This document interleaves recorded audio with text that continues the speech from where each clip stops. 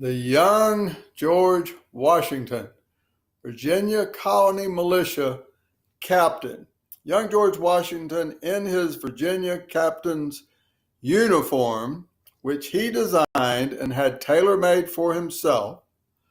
The cup on a chain around his neck was indication of his rank, captain, which he bought when he joined, sources say. I've got a little video here I think you'll enjoy on George Washington and his reputation in the war. If there was ever one person who was absolutely indispensable to the American Revolution and American independence, it was George Washington. Washington was a genius in taking people in who didn't seem like they could achieve great things, but under him, they rose to the challenge, they rose to the occasion. And that's what great leaders do. He was a great general. I mean, he had to motivate farmers, regular peasants, to fight against the most powerful army in the world. Washington is a man of enormous discipline and courage, who on several occasions during the war is on the edge of collapse in terms of his army, his resources. The point was that he kept the army together and in being to a large extent by force of will and force of character, even when they had been defeated and even when times were tough.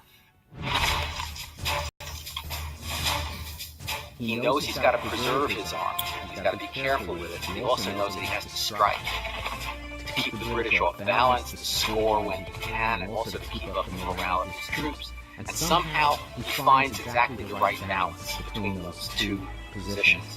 Although Washington did many good things for America, the most important of all was something that he did not do.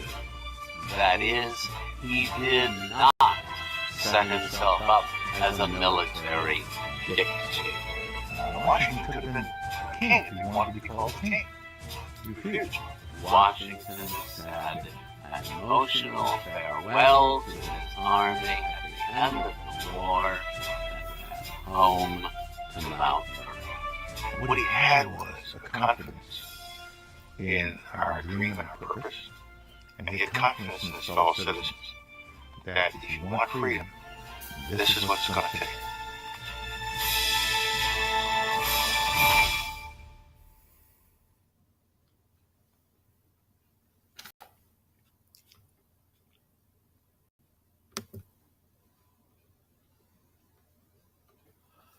Okay, I hope you enjoyed that. There are so many good educational documentaries available today. Let me know if you're interested in seeing any on board. We'll see if we can make it happen. The absolute key person in the Revolutionary War was George Washington. He was 20 years old when he joined the Virginia militia and served in the French and Indian War on the Virginia frontier. During this time, he was chosen as aide-de-camp, personal aide to British Major General Edward Braddock, who was a 45-year veteran over all British forces in North America. George Washington served General Braddock in the expedition to take out the French Fort Duquesne near Pittsburgh today, but a surprise attack by Indian allies of the French before they even reached the fort killed many British officers and soldiers, including General Braddock. While serving General Braddock, George Washington learned much about military discipline and also how the British fought using conventional European tactics, such as line warfare, winning the field, that is last man standing, never shoot officers, versus Indian style, surprise attack, using the landscape, crossfire, taking out officers first. All of these tactics patriots later used against the British. Indian style today is called guerrilla warfare. It is used worldwide. Guerrilla warfare, of course, is taught and used by U.S. Special Forces. Fort Bragg, North Carolina has Delta Force. Point number 2 in our perfect storm, George Washington and his previous wartime experience before he became the commander-in-chief of U.S. forces. George Washington's fame and in the northern campaigns and at Yorktown, Virginia, are well known. His war strategy, unlike the British, with an endless number of conscripts from all over the British Empire, was to battle their best, then escape to fight another day, often forfeiting the field to ultimately win the war by outlasting the enemy's resolve and saving the troops to return home to their families and communities. America's soldiers were volunteers. Next person in the perfect storm here was King George III. Let me quote, "As for the American colonies, we will send them our battleships and battalions to show them our deep love and affection." This is a meme. Nice picture of George III there. And this represents very well his attitude. So King George III, called the Royal Brute by Thomas Paine in his publications. Point 3, King George III.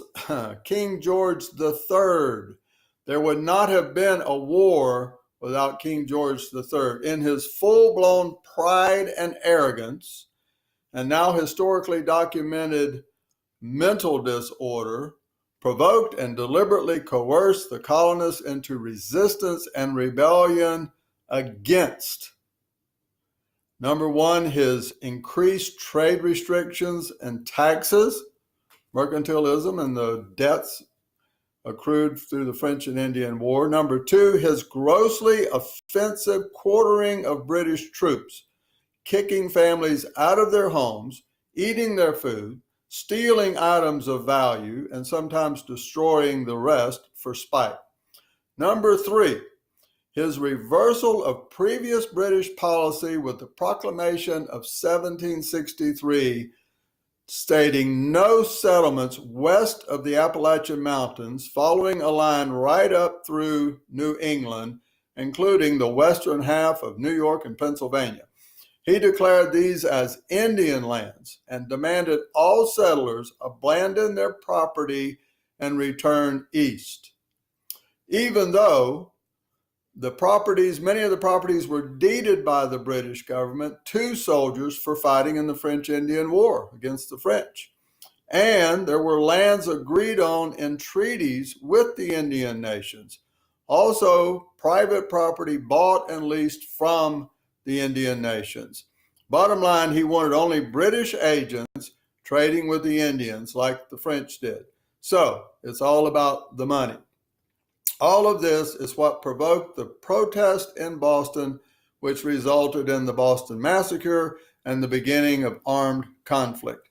Most patriots were British citizens with a deep love and relational connection to their home country, only wanting to be respected and given the same rights as their Englishmen back in England. King George III disrespected and abused them in totally insensitive ways, forcing them to turn their protest ultimately into revolution, their only alternative. Most colonists did not want war, but tyranny over them was absolutely intolerable. That's part 2.